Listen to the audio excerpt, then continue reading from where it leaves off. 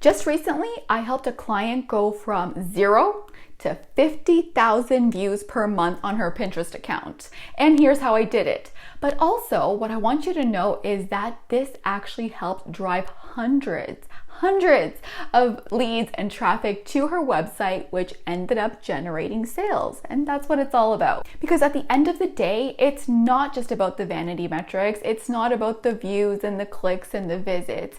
It's really about making money for your small business. To use Pinterest successfully, it's really all about creating these attractive, effective pins that actually get clicked on, and that clicked traffic goes to your website and it turns into paying clients. So that is what I'm going to show you in this case study. I'm going to show you how I created viral pins that drove traffic to my client's website. And more importantly, I'm going to show you how you can do the same thing as well. And if you are overwhelmed or feeling like maybe this is not something you can do on your own, that's okay, because I'm going to show you how I can help you. And that's in just 1 minute.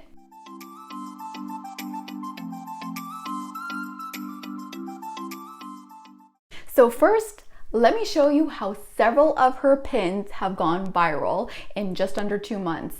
So we see here, we have 3,000, 5,000 views, 15,000 views, and 17,000 views on just one pin in 30 days. If you're new to my channel, I create social media marketing videos every single week, and they're crafted for small business owners just like you. So if you have not subscribed to my channel, please do so now, and make sure you click that notification bell so that you are notified when I release the next video.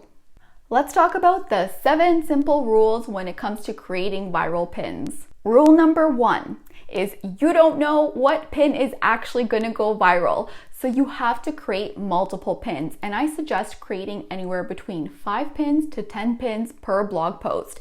And then you want to let your audience decide which pins they like best. And the way that you can see which ones they like best is by checking your Pinterest analytics and seeing the results. Rule number 2 is make your font on your pins bold and big. The 2 pins that went super viral have the biggest and boldest text on them, and they're super simple. Rule number 3 is have numbers on your pins, because people love step-by-step. Things like 5 ways to drive more traffic to your website or 7 ways to lose weight without exercising. The point is, people love lists, they love steps, they love things broken down, so pins with numbers do perform very well. Rule number 4 is keep your logo small, simple, and discreet, because you don't want your pin to look like an ad for your business. Instead, you want your pin to look like a helpful piece of content that is actually going to help them solve their problem or satisfy that curiosity. Let me check in with you for a second. If you are sitting there going, oh my goodness, how am I gonna create this piece of content or write this blog post, and then on top of that, have to design a pin, write effective copy, find images, and post all this, you are not alone, because it can be overwhelming. And my client, just like you, had the same issue. As a matter of fact, her mission was to write 90 blog posts in 90 days.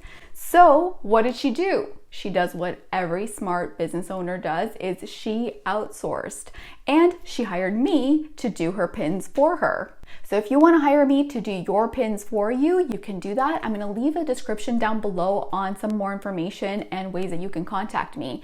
But if you want to do the pins yourself, let's keep going. Rule number 5 is write copy that creates curiosity, because when people are curious, they're more likely to want to know more and actually click on your pin. And the best way to do that is to actually put yourself in your client's shoes. And as you're sitting there looking at your pin, looking at your copy, ask yourself, would I want to actually click on this pin to find out more?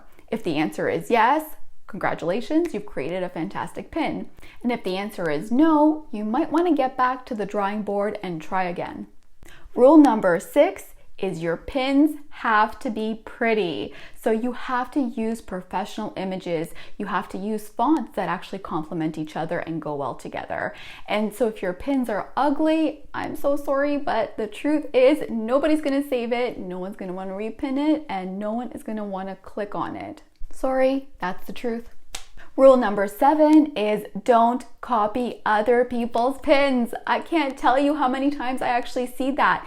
It's a pin that's not exactly the same, but the copy is almost exactly the same. The variations are the same. The style is almost exactly the same. And the thing is, in a sea of all these pins that people are scrolling through, you really want yours to stand out and stand out in a good way. Now, this is a lot to keep in mind, so as I mentioned before, if you want to work with me and have me do your pins, I'm going to leave that link in the description below, so make sure you check that out.